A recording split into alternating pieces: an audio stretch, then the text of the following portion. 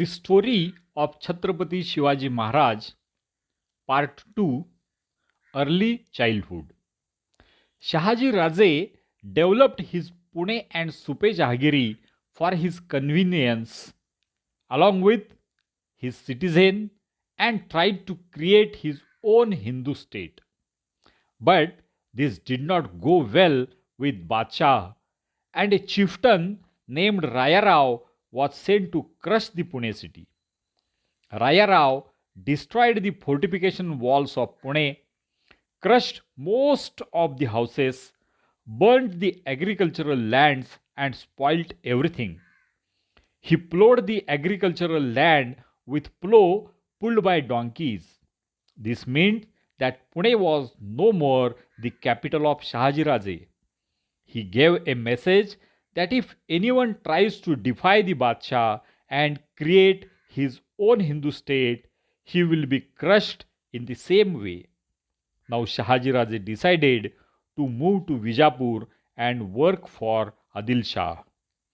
Adil Shah was a similar barbaric Islamic ruler, but Shahaji Raje had no other option and he could not sit idle at home. Gradually, his ability was proven and his position was enhanced in Adil Shahi state. The city of Bengaluru was given to him and he made his own capital there. He would make many military expeditions in Karnataka area and expand his power while working for Adil Shah. His success also created enemies for him in the Adil Shahi nobility. Meanwhile, Mother Jizabai, that is Jizamata, was pregnant and as a safe place she was staying on Shivneri fort. This was an important fort of Maharashtra near Junnar. It was used for protecting the trade route of Nane Ghat. Jizamata was a devout lady. She would always visit the Shivai goddess temple on Shivneri and pray for the well-being of her baby and also for well-being of all Hindus. She was very upset to see that Hindu chieftains were happily serving Islamic rulers. Many times they would fight with each other. Many of them were killed in such battles among different rulers.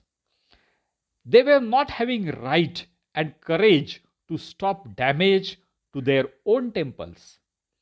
They were surviving on salaries and gifts, but no one was trying to resist foreigners and create own Hindu empire. Her own father and brothers were killed by Nizam Shah. This was done because of mere suspicion of revolt and conspiracy of other noblemen. Every day, holy cows were being slaughtered. Young women were abducted and sent to Arab countries. Youngsters were being captured and sold as slaves to noblemen. Many of them were forcefully made eunuchs and kept as servants in huge harems of sultans. She narrated all this to Shivai Devi and prayed for a brave son like Sri Ram and Sri Krishna who will overcome all these difficulties and create state of Hindus. She prayed for a son who would protect holy cows, women, temples, and bring back lost glory of Hindu Dharma. She would tell her baby in her womb to be strong. Days passed and she gave birth to a baby boy who was healthy. She decided to name the boy after Shivai Devi and thus the name Shivaji was given. He was fondly called as Shivba Raje. On fifth day of birth, There is Hindu tradition that the tools which the baby is going to use in his life are worshipped. For Shivaraje, plow, sword, and a set of bow and arrows were worshipped. Jizamata would narrate stories from Ramayana and Mahabharata to little Shivaraje. She taught him to be brave like Bhimsen of five Pandavas. Achieve concentration skills like Arjun and be always successful like Arjun. Always be on the side of Dharma like Dharmaraj Yudhishthir. Be clever and a solution finder like Bhagavan Krishna. She taught how they took lead and killed demonic persons like Kamsa, Jarasandha, Duryodhan, Narkasur. She also narrated the story of Kalayavan, in which Krishna was not able to defeat Kalayavan in war. Therefore, he chose another way which was not considered right at that time. But Krishna did not think of others' wrong opinion. He misguided Kalayavan to a cave in a mountain and got him killed by a rishi staying in that cave. Cruel Jarasandha was constantly attacking Mathura. Mathura was winning the wars but had to face huge losses every time. Krishna used a different strategy and decided to move his capital far away to Dwarka. Due to this, he was called coward. But Krishna did not care about this. He implemented the decision which he thought was right. She explained to Shivaraje why Duryodhan was killed. Duryodhan was killed along with all his brothers as a revenge of insult of Draupadi. This is the way by which all women are to be protected, she taught Shivaraji. She told the story of Bharat and Ram and explained how brothers should love each other and be ready for sacrifice of things and for adjustments. She explained how Ravan abducted Sita and his wealthy empire, having huge army, was defeated by Ram. Finally, Ravan was killed as punishment for abducting a woman, that is Sita Mai. If king like Ravan is killed for abducting one woman, what should be done to sultans who abduct so many Hindu women? She would ask Shubharaji. She also taught how Sri Ram built an army of common people while he was in exile. How he took care of his soldiers. All these stories made an everlasting impact on Shubharaje's mind. He always remained under influence of ideals like Sri Ram and Sri Krishna. He was never impressed by wealth and prowess of Muslim rulers. As Shivaraje was growing, he started going out for playing. He was expert in making friendship and had many friends. They would ask for swords, bows, arrows, horses, and elephants. Jizamata made horses and elephants of clay for him. She arranged wooden swords, spears, bows, and arrows for Shivaraje and his friends. They would roam around, find a mound. Shivaraje would call the mound his fort. He would install his saffron flag there and challenge his opponents to capture. Then the battle would start. which was always won by Shivaraje's group. They would enthusiastically shout their war cry, Har Har Mahadev, Jai Bhavani. Sometimes Shivaraje would be in the challenging group. He would make the attack and capture the fort. Many times he was wounded, but Jizamata never stopped him from playing this game. Instead, she would encourage. She knew that he would be living in his empire surrounded by dreaded enemies. He would have to fight many such battles in his life, and he must prepare himself for the same. This made Shivaraje brave. When he was 6 years old, they decided to move to the city of Pune and rehabilitate their province, which was destroyed by Badshah. Jizamata, Shivaraje, and their most trusted Karbhari, that is clerk, and respected teacher, Dadoji Kondev, entered Pune. Even though everything was destroyed by Nizam Shah, there were many brave people who had stayed back in Pune.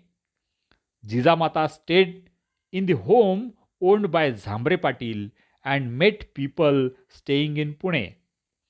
They visited the Kasba Ganpati Mandir, which was destroyed by Badshah, but still the Ganpati idol was there and daily worship was being done by the priests.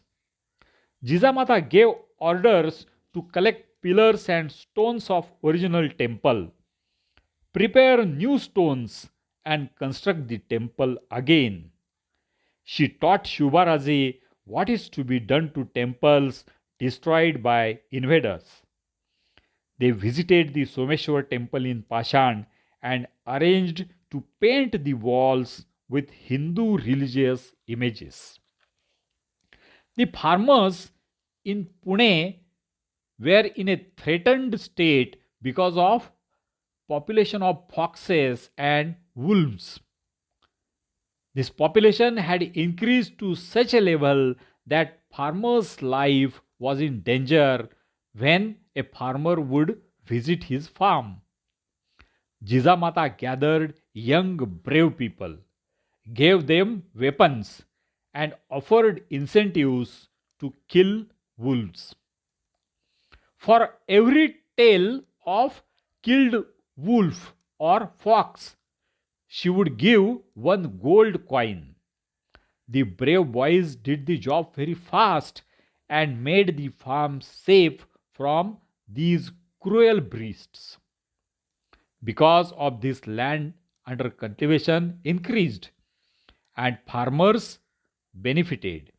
She also arranged to build a dam for irrigating the farms and to further increase farm yield. Badshah had plowed the land of Pune using donkeys to create terror.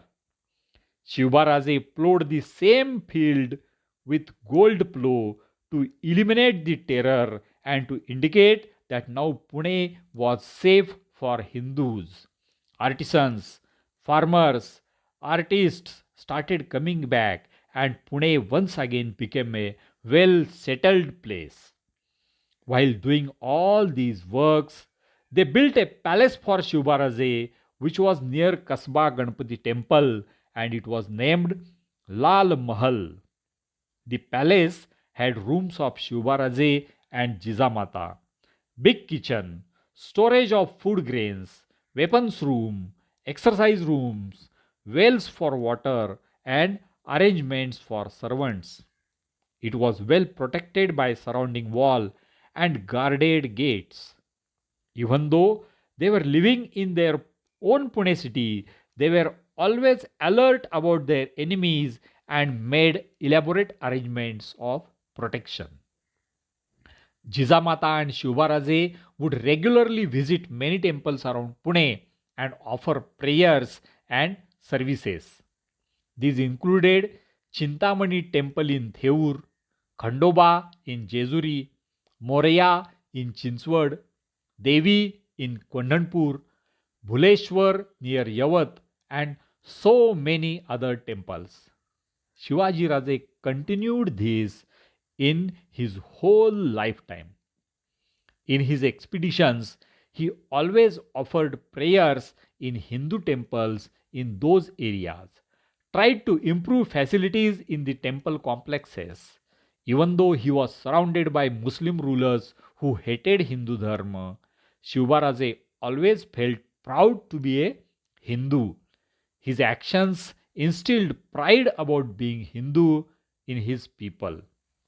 Baji Pasalkar was senior to him in age and became his teacher in weaponry and fighting techniques.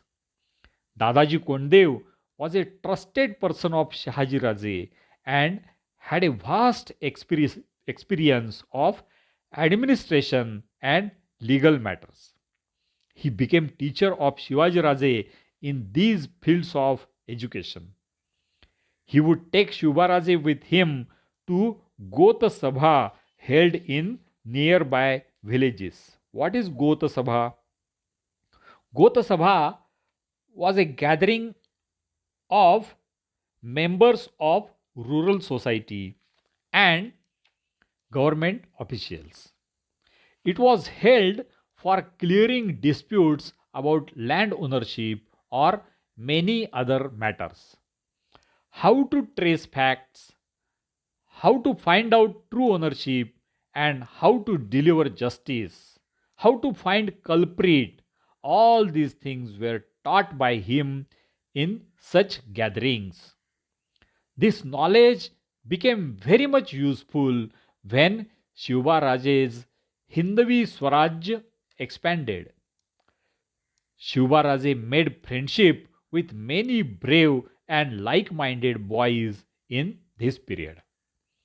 Whenever he visited any village, he would meet many people, find right persons, and skillfully build relations with them. He started roaming in the surrounding area with these friends. They would observe construction details of forts, official routes to the forts, find out secret routes, and note hiding places. They would note locations of soldiers of enemy, their storage locations, probable locations of ammunition and treasure.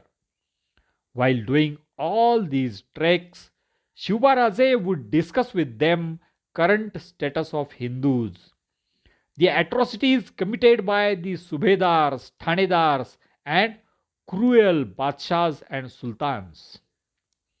The complete system was working against Hindus, but there was no use of being pessimistic.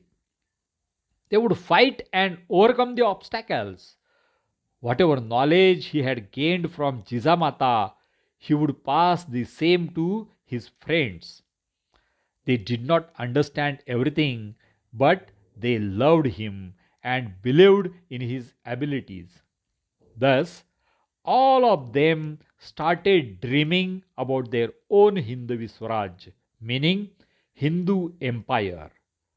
Dadaji found a suitable place near Khed and established a new village in the name of Shubha Raje.